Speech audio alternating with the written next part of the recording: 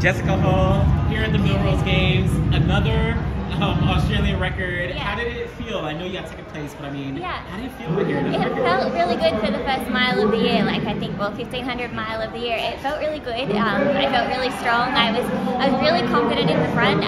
It just probably, I'm not strong enough yet to then have a kick off that, which is really cool to learn in February. We've got some ways to go still till it really matters, and Ellie was phenomenal today. It's really cool lining up with Ellie because we just, like, I know I'm going to get the most out of myself on the day, and that's a fun way to go into a race, just knowing if I race the race, I'm going to see exactly where I'm at. So that was really fun and great to be part of her American record. Yeah. And what was like the mindset going in terms of like tactics? Did you feel like you might have to approach this a little bit differently than how you approach miles or 15s in the past? Yeah, in a way, I don't know if I put this pressure on myself or just externally. I did feel like maybe a little bit of pressure to try and do it a different way today, which is okay. Like, that's something Dad and I talked about. I need to learn to run from the front a little bit and start to take it on when I feel strong. So today was a really good challenge to do that, and yeah, we're on our way to it.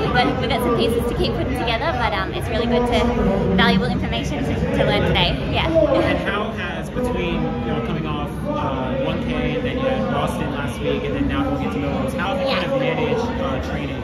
Yeah, I mean, we've kept the training up through, I've kept my volume up enough through the race weeks. I sort of, once I took the qualifying standard last week, it was hard to kind of come into this week as like solely a race week when I know Glasgow's in another 2.5 weeks from now. So I think I did start to put an eye on Glasgow, and we've kept the training going. I think the only thing I've really cut out is like one long run, which I'll get in tomorrow, and yeah, we'll be right back into the work and see what we can sharpen up for Glasgow. Yeah. And then now between now and Glasgow, what's the traveling situation like? Yeah. Where are you going to go back to?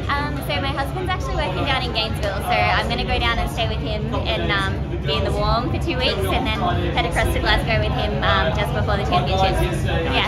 And what are the expectations as you go, as you look forward to Glasgow? Yeah, I think, I mean, sort of seeing what Ellie and I did last week, and sort of knowing the way training's going and where we are in terms of the 3K, I think, I mean, both Ellie and I should be aiming for a medal in Glasgow. I don't think I don't need a medal to validate the work I'm putting in, but I'm going to put myself in it and see if I can do that for the first time. I mean, today's the first time I've ever been wrapped in an Australian flag, and like that was just for a national record. So I think if I could do that with a medal in my hand, that'd be pretty sweet. And I'm sure like all these back-to-back amazing races give you confidence as we look towards outdoors where things are really going to be big. Definitely, and I think something I'm learning as I get a bit older is like you can really use these races to keep leveling up. You don't have to like use the race as the be-all and end-all. So I think back-to-back weekends of racing was really cool to just take that momentum and feel like I was getting there. Yeah. Good job.